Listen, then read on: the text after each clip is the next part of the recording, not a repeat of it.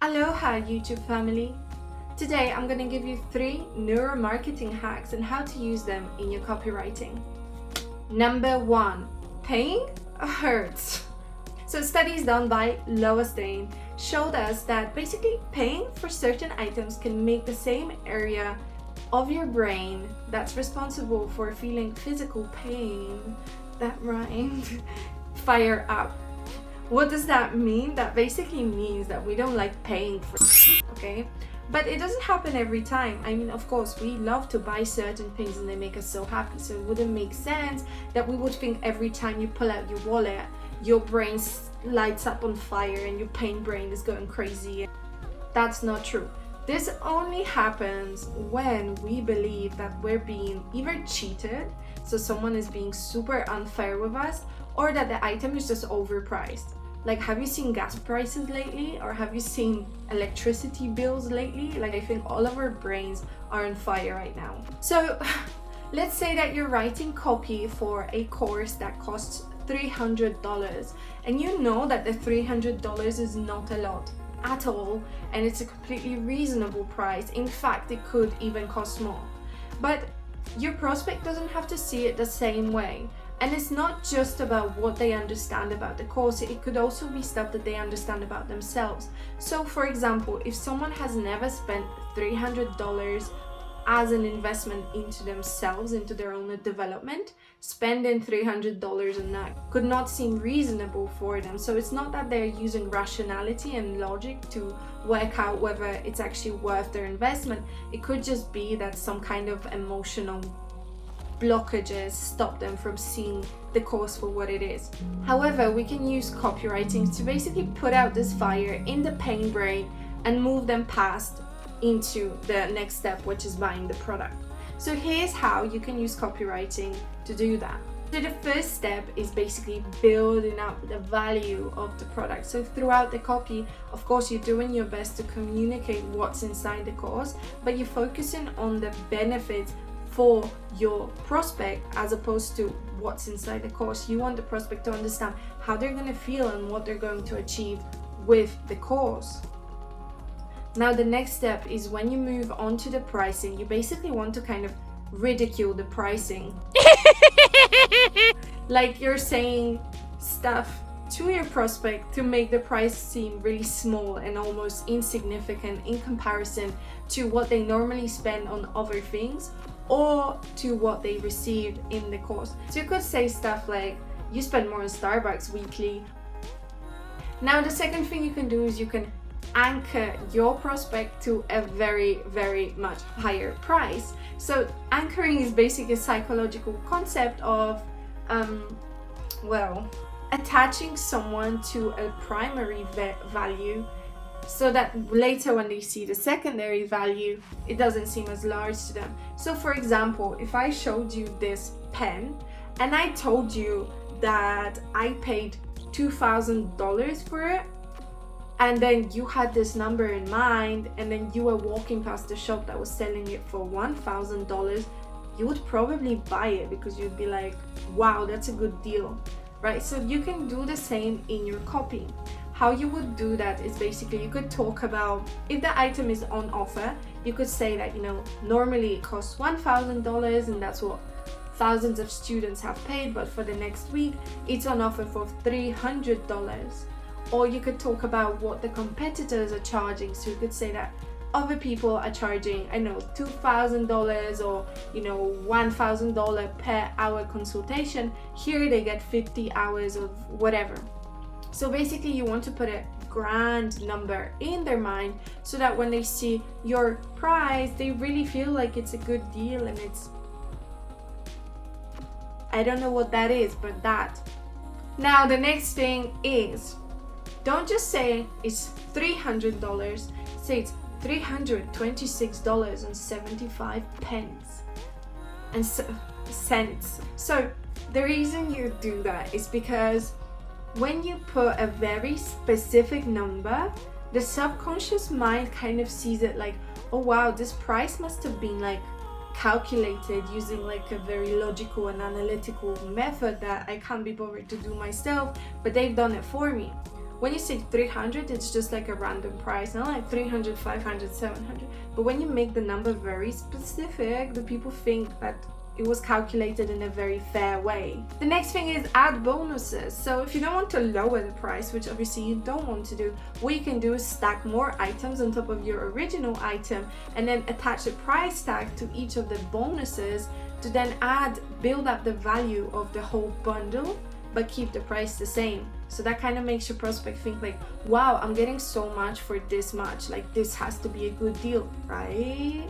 And then the last thing is you offer credit. So basically imagine like if you really want this course, but it's $300 and for you that's a lot of money, like paying that $300 is like kind of like punching yourself in the face, right? This is what your brain is anticipating. It's like, no, don't do that. Like, I don't want that. But if you say to your brain, like, listen, I'm not gonna get punched in the face right now, but what I will do is I will get pinched a little bit for the next 3 or 12 months, right? So when you offer credit options, that's basically what you're doing. You're splitting the pain. Or even better, if you say to the brain, you don't have to pay now, you have to pay in 30 days. So we're not going to get punched in the face today. In 30 days, yes, maybe, yes, probably. However, right now we get the thing that we want, we get the instant gratification, and we'll worry about the punch in the face later. Neuromarketing fact number 2. I don't want to choose. Choices are tiring. Choices are tiring, and the more choice you give people, the less likely they are to buy. So in one study, what they did is they went into a supermarket, and at the busy entrance, they put down a stall, and on the stall, they put down, in condition A, they put down 6 different types of jams, you know, the stuff you put on your bread. And in condition B, they put 24 different types of jams. So you can imagine like one was super big with lots of different flavors, and the other one was kind of smaller, more modest with just 6 flavors. Now you won't believe what happened. In condition A, their super big display, more people stopped to look. So you had about 60% of the people that entered the door, they came over to look at the jams, but only 3% bought a jam.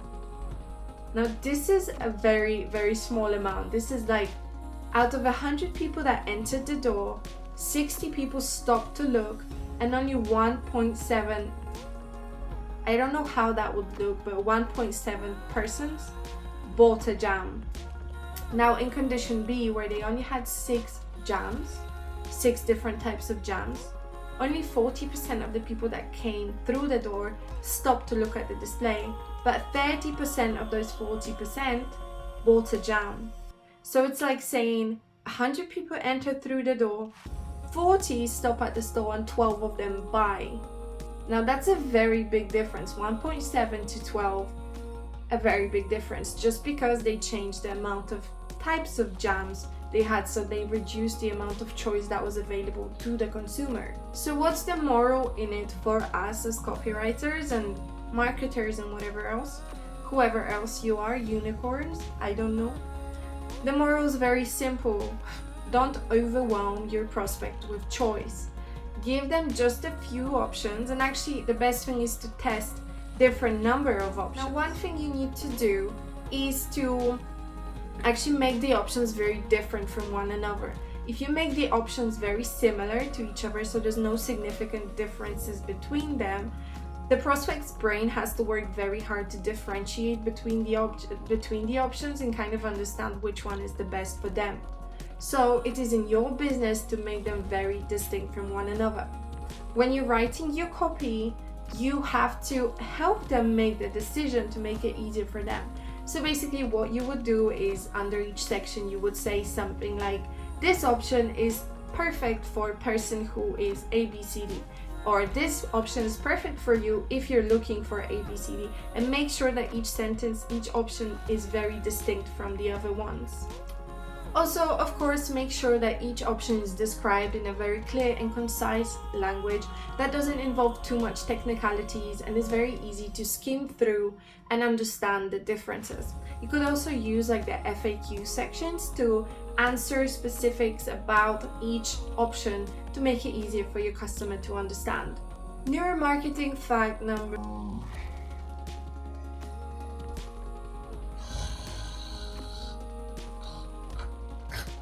They're half asleep. Have you ever noticed yourself when you're scrolling through your Instagram or Facebook or whatever, you go into like this trance-like state where you can literally spend hours just scrolling with no purpose, and then you wake up and it's, you know, your whole life has gone past and all your friends have kids now and are married and you don't know what happened. You just went onto TikTok for like... So basically, this is what happens when we're online, when we're on social media. We go into a trance, literally. Your prospects are doing the same thing. So basically, your copy has to be able to like kind of shake them, wake them up out of their trance. But it's not easy to do that, because if you have to get across a very complicated project or very complicated product or a very complicated service, then you're always at the risk of them just falling back into sleep halfway through your copy. So here's the thing, how can a copywriter wake a zombie up? So look at this. As you're listening to the sound of my voice and reading the subtitles that I have placed just beneath my face, your brain is trying really hard to pay attention. And at the same time, your brain is performing this function. It's kind of acting like a predictive text function, where it's trying to literally predict what word I'm going to savor next. You see what I did there? I surprised your brain, because your brain was sure that I would say say, but I said savor. So you can do the same in your copy, and it's a very popular tactic, because literally, like I said, your brain is kind of acting like predictive text. It wants to it just knows what the next word is. I mean, we are so good at this that when it doesn't go the way our brain thought it was, it kind of does this to us, like we're out of the trance and we're like, what just happened? So then you have the prospect's attention for about another 20 seconds, and then you can use another technique and another technique and another technique to keep them engaged in your copy. Now, of course, you cannot use the same technique over and over again, because if you do that, the reader will literally think you're just crazy and you don't know what you're writing about, because you just keep inserting random words into places they don't belong. But what you can do is use different linguistic patterns and different techniques to basically make your copy interesting and engaging and keep your readers' attention. Now, if you're interested in that, I do recommend that you start reading about NLP, and I'm going to list some resources down below. So basically, these are the 3 neuromarketing hacks that I wanted to share with you today. But before you go, wait. This is not about subscribing to my channel, although you can subscribe, because that would be very nice to have you here. But what I want to say to you is that I'm going to do a practical exercise for you right now. So I'm going to give you a headline, this one specifically, okay? I found it on the internet. What you're going to do is transform the headline so it includes the last technique that I talked about, where you shock the reader with an unpredictable word inserted somewhere in there. So make sure you do that, and make sure you leave it in a comment below, because I'm gonna read them all, and then the best one or the best ones will get shout outs in my next videos. So that's it for today. Thank you for being here.